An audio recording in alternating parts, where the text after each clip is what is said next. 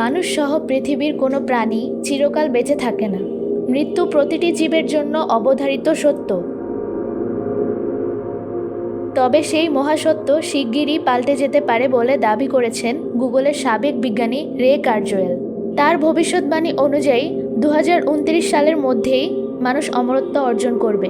75 বছর বয়সী এই খ্যাতিমান কম্পিউটার বিজ্ঞানী বহুদিন ধরে জেনেটিক্স, ন্যানোটেকনোলজি ও রোবোটিক্স নিয়ে গবেষণা চালিয়ে আসছেন। তার মতে, ন্যানো প্রযুক্তি ও কৃত্রিম বুদ্ধিমত্তার অগ্রগতির ফলে এমন এক যুগ আসছে যখন ন্যানো রোবট মানবদেহের ক্ষতিগ্রস্ত কোষ ও টিস্যু মেরামত করতে পারবে।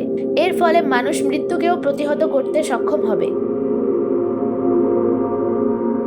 রে কার্জওয়েল এর আগে দ্য সিঙ্গুলারিটি ইজ নিয়ার নামক এই গ্রন্থে ভবিষ্যৎবাণী প্রকাশ করেছিলেন। তিনি দাবি করেন 2029 সালেই কৃত্রিম বুদ্ধিমত্তা প্রথমবারের মতো বৈধ টিউটরিং টেস্টে উত্তীর্ণ হয়ে মানুষের সমান বুদ্ধিমত্তা প্রদর্শন করবে।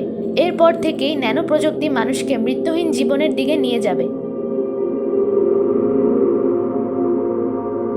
এই বিজ্ঞানী এ পর্যন্ত 147টি ভবিষ্যৎবাণী করেছেন, যার মধ্যে 85%ই সত্য প্রমাণিত হয়েছে।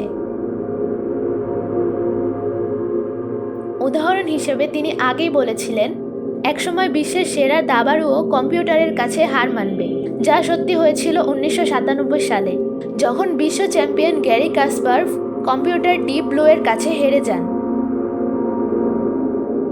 তবে অমরত্ব নিয়ে তার এই ভবিষ্যৎবাণী নিয়ে বিজ্ঞান মহলে ব্যাপক বিতর্ক চলছে। অনেক বিশেষজ্ঞই একে অবাস্তব বলে মনে করছেন। ধর্মীয় দৃষ্টিকোণ থেকেও মানুষের মৃত্যুহীন জীবনকে অবাস্তব ও অগ্রহণযোগ্য বলে মনে করা হয়।